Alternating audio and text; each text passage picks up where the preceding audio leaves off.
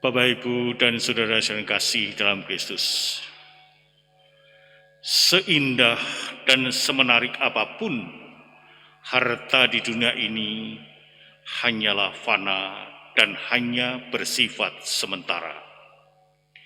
Tidak dapat dipungkiri bahwa kebanyakan orang tertarik memiliki rumah yang bagus, kendaraan yang mewah, tabungan yang banyak di bank, dan sebagainya. Situasi seperti itu menjadi impian banyak orang. Namun Alkitab mengajarkan agar kita bersikap waspada terhadap hal tersebut. Semuanya itu fana, dapat rusak, hilang, dan tidak abadi di dalam dunia ini. Berapa banyak orang yang hancur semangat hidupnya gara-gara kehilangan harta yang dimilikinya. Tidak hanya stres, bahkan juga di antara mereka ada yang sampai bunuh diri.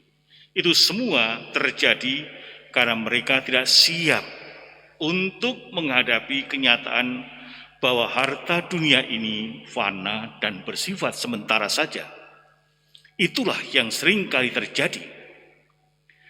Kebahagiaan sejati tidak kita temukan dalam keindahan dan kekayaan duniawi. Bapak, Ibu, dan saudara kasih, manusia hanya akan memiliki kebahagiaan sejati ketika manusia menumpuk harta rohani dan bukan harta dari dunia ini. Hal-hal dari dunia ini tidak akan membawa kebahagiaan. Karena itu semua akan berakhir dan rusak dan meninggalkan umat manusia, meninggalkan kita semua tanpa bekas sedikitpun. Yesus memperingatkan murid-muridnya bahaya terhadap harta duniawi dengan mengatakan, "Janganlah kamu mengumpulkan harta di bumi. Di bumi ngengat dan karat merusakkannya dan pencuri membongkar serta mencurinya. Tetapi kumpulkanlah bagimu harta di surga, karena di mana hartamu berada, di situ juga hatimu berada." Yesus mengingatkan para muridnya bahaya akan harta itu sendiri, bahaya akan kekuasaan, bahaya akan keindahan dunia yang mereka lihat dan nikmati. Yesus meminta kita juga untuk menjaga hati kita bebas dari unsur-unsur yang tidak perlu, yaitu misalnya uang, kesombongan, dan juga kekuasaan. Hal-hal tersebut akan memenjarakan, akan membebani, dan juga mengikat hati manusia, mengikat hati kita. Sebagai orang beriman, kita diharapkan memiliki sebuah hati yang bebas. Sebuah hati yang bebas membuat hati seseorang merasa ringan, seperti menunjukkan kita jalan mengarah kepada Allah itu sendiri, dan digenapi dalam menyembah pada Allah dan juga mengasihi sesama manusia.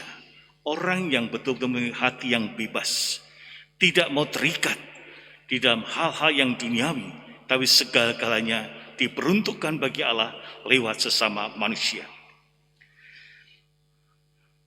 Hanya hati yang bebas kita dapat memiliki harta surga, yaitu sukacita, kasih, kesabaran, pelayanan kepada orang, dan juga menyembah kepada Allah sendiri. Saya yakin Bapak-Bapak sekalian hadir di dalam perayaan ini karena mempunyai hati yang bebas. Sehingga dengan demikian datang itu dengan senang, tidak terpaksa, karena kebebasan hati kita masing-masing. Ini semua adalah harta yang sesungguhnya yang tidak dapat dicuri. Sedangkan yang lain, kekayaan duniawi itu membebani, sekali juga mengikat hati kita. Banyak orang yang takut kalau nanti pencuri itu masuk ke rumahnya, sehingga membuat penjagaan berlapis-lapis. Di depan ada satpam, di belakangnya ada anjing, di belakang lagi ada singa. Hanya untuk menutupi seperti itu. Karena apa? Ketakutan. Takut. Itu yang terjadi. Jika kita mengumpulkan harta di dunia, kita menumpuk suatu kegelapan. Itu sadar atau tidak sadar, itulah. Yesus memperingatkan harta ini tidak memberikan sukacita, tetapi justru di atas semua itu merampas kebebasan kita. Kita tidak bisa bebas lagi. Bisa terikat dalam hal apapun, bukan hanya harta, tapi juga peliharaan. Ya, entah anjing, entah kucing dan sebagainya, terikat, nggak bebas lagi. Ada mertuanya meninggal, nggak mau datang, gara-gara apa? Kucingnya nggak ada yang jaga di rumah. Bisa terjadi, terikat seperti itu. Nggak bebas lagi hati kita. Bapak, Ibu, dan saudara kasih, setiap orang pasti membutuhkan uang dalam hidupnya. Meskipun uang memiliki kekuatan untuk melakukan banyak kebaikan, termasuk menyediakan kebutuhan kita setiap hari, kebutuhan keluarga, uang juga berbahaya karena banyak orang yang menjadi terobsesi dengannya. Jangan membangun hidup di atas timbunan kekayaan.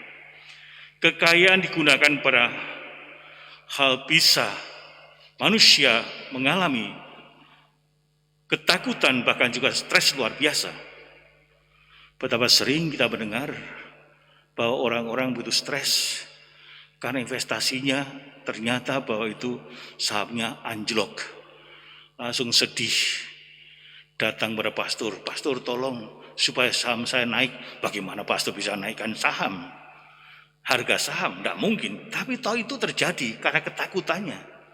Ada orang yang datang seperti itu, "Pastor, tolonglah, doakan. Ini saham sedang anjlok, saya banyak di situ." Ya, dalam hati, kalau nanti naik juga datang enggak, minta didoakan, biasanya lupa. Tapi kepanikan seperti itu muncul gara-gara terikat, melekat di sana. Bapak, Ibu, dan saudara kasih, Yesus mengajarkan bahwa ada harta yang kekal, yaitu harta di surga. Apa itu harta di surga? Yaitu sukacita karena bersekutu secara penuh dengan Allah. Dan sukacita ini akan berlangsung selamanya. Tidak dapat pudar karena tidak seperti hal-hal yang duniawi. Inilah yang harus menjadi prioritas kita sebagai pengikut Kristus, sebagai orang yang beriman, bersekutu dengan Allah, bersatu dengan Allah sendiri. Prioritas kita akan menyatakan siapakah diri kita yang sebenarnya. Sangat tidak masuk akal misalnya seseorang yang mengaku, "Waduh, ini anak Allah." Tapi setiap hari yang dipikirkanlah hanya uang, uang, dan uang. Padahal dia mengaku sebagai anak Allah. Inilah yang dimaksud oleh Yesus, "Di mana hartamu berada, disitulah hatimu berada." Sehingga begitu terikat, begitu melekat pada hal yang dimilikinya dan tidak bisa melepaskannya. Bapak, Ibu, dan saudara kasih, dari perikop Injil hari ini kita dapat belajar bahwa mengikuti Yesus itu tidak dapat kita lakukan setengah-setengah.